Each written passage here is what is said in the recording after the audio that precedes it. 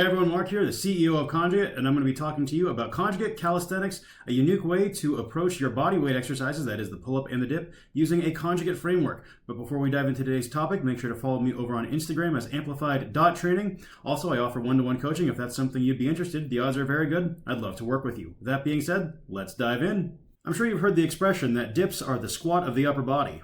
In that spirit, I think pull-ups make the deadlift of the upper body. Should you squat? Should you deadlift? You should do both. So, should you do dips? Should you do pull-ups? You should do both. They work both sides of the upper body really nicely. I know for myself, I'm coming up on 35 years old. I like simplicity in my programming more and more these days, so focusing in on these two fits the bill nicely.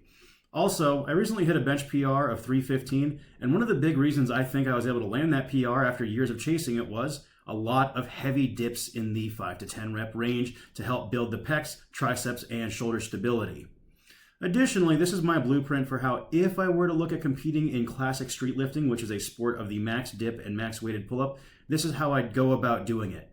Ultimately, this program is designed for anyone who wants to improve their weighted calisthenics. If you're just starting off in your bodyweight fitness journey, maybe you're not very adept at pull-ups or dips, this probably isn't the program for you because at day's end, there are going to be faster ways for you to make progress. So Conjugate Calisthenics is definitely different from my usual programs. It's a lot less rigid. In essence, you just have 3 progressions as well as a sample max effort push day you could use. So you could slot this into your current programming if you want. You could even replace, say, your dynamic effort bench press day with a dip density workout. For myself, how I'm running it right now is I have a max effort upper body day. That's not the one outlined in this book. I have a max effort deadlift day plus the intensity protocol for pull-ups. And then I have a squat and log press day, as well as the density work for both the pull-ups and dips. Again, think of this more as progression tools you can use to improve your calisthenics as opposed to a hard and fast program. A big part with Conjugate Calisthenics is understanding how to load the movements correctly. For example, if you weigh 200 pounds and can do a 100-pound pull-up, your 1 rep max is not 100 pounds on the pull-up. Your 1 rep max is 300 pounds because you need to think about the total weight moved when it comes time to calculate your percentages. So for example, for our 300-pound 1RM, we want to be working at 75%. The common way and incorrect way of doing this is you would take 75% of the added load, and thus you'd be doing pull-ups at 275 pounds, which is roughly 92% of your 1 rep max. Instead, we would multiply 300 by 75%, which is 225. Then 225 minus our hypothetical person's body weight of 200 means they'd be using 25 pounds hanging off of them to do their working sets at 75%. And if you do find that the calculations put you below body weight, just scale the workouts up to body weight. And if you find multiple weeks on end have you below body weight for your scaling, consider running a different program. All right, with that all being said, let's dive into our hypothetical max effort push day if you were to run one that was oriented specifically towards improving your dip strength for, say, the sport of street lifting.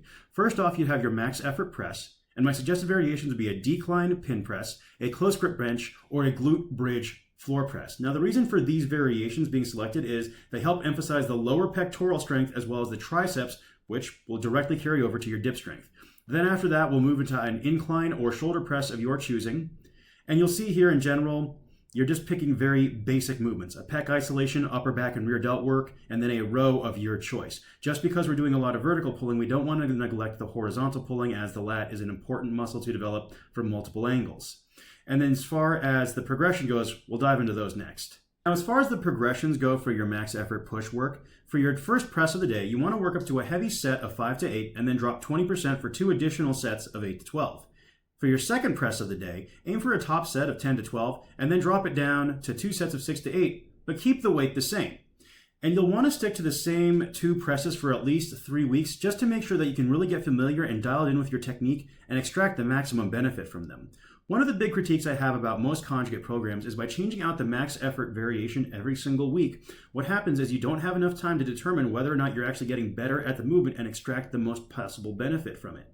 As far as your accessory movements go, just think 30 to 50 total reps across 3 to 4 sets.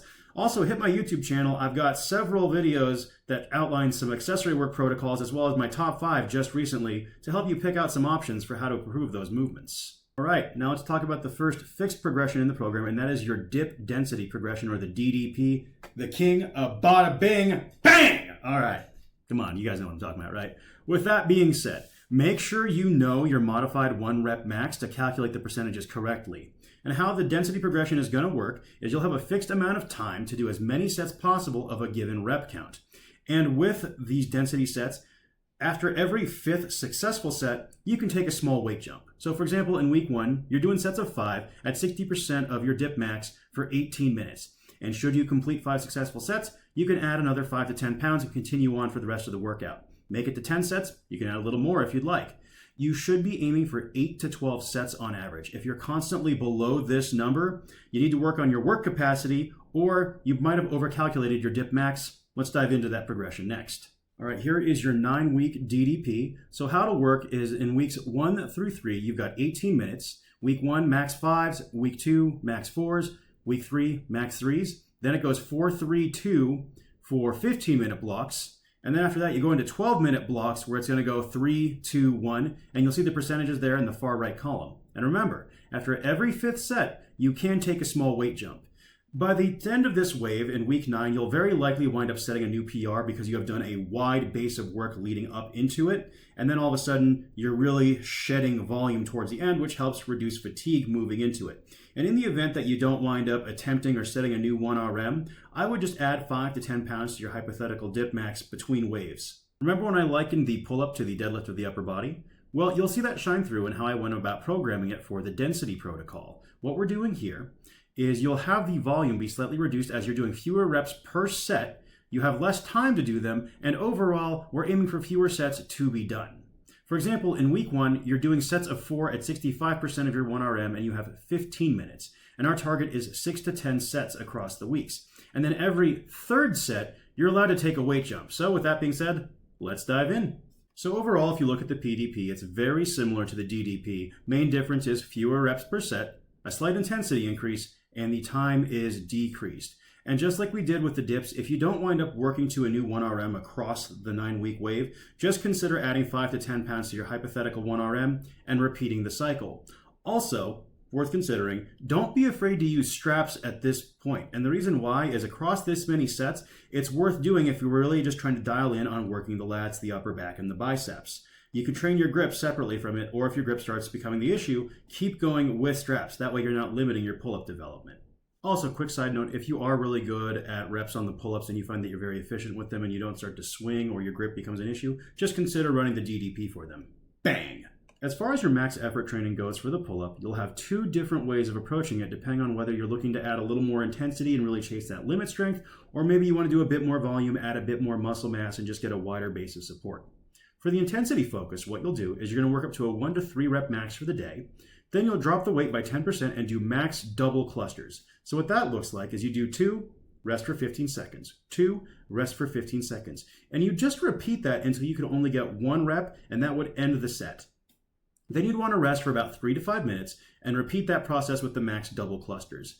And if you hear that 3 to 5 minute rest and that sounds a little long to you, remember that these cluster sets are pretty high intensity, so you'll need a bit more rest to make them more effective. That way you don't cook yourself and only get, say, 2 total reps in the second cluster set. Now, if we're looking more on the volume emphasis side of things, how that'll work is you're going to work up to a 5 to 8 rep max for the day. Then you're going to drop the weight by 20% and do 2 rest pause sets with 20 seconds between your micro sets. So you'll hit your heavy 5 to 8, drop it 20%, then you might go 5 reps, rest for 20 seconds, 3 reps, rest for 20 seconds, and then you gut out 2 more. That ends the set. Rest anywhere between 2 to 5 minutes, depending on how you feel, and then do another rest pause set. What rest pause are for hypertrophy, clusters are for strength. And as far as your variations go, just think about your different grip styles. You can go pronated, neutral, supinated. You can go wide grip, moderate grip, narrow grip. You could even consider doing this with lat pull downs and rows to add a little bit more variety, as well as attacking your back from a different angle.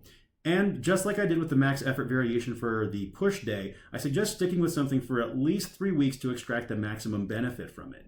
And just a brief note for some accessory and isolation work you can add in to help with your pull-up. Think about curl variations, lat pull-downs, rows, straight arm lats, pullovers, face pulls, shrugs, and farmer's walks, using any of the typical means and methods you like for your accessory or isolation work. Again, I've got some helpful guides here on the channel if you're looking for some ideas. On screen now, I've got a couple of ways of how you might integrate this program in. So for example, in the first one, 4-day work week, you could do your squats, pull-up density session, and then your leg and core work. Day 2, maybe you just run the max effort push right out of this ebook. Day 3, your deadlift work, pull-up intensity, leg and core accessory. Day 4, do your overhead press, then your dip density session, and then arm and shoulder accessories.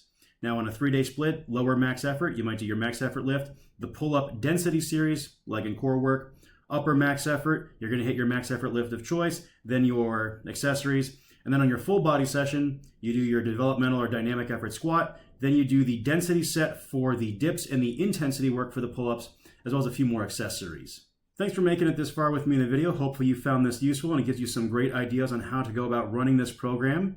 If you'd like, the ebook is available down in the description box below, and I'll get that email to you right quick. Thank you so much for watching, and I'll catch you folks next time.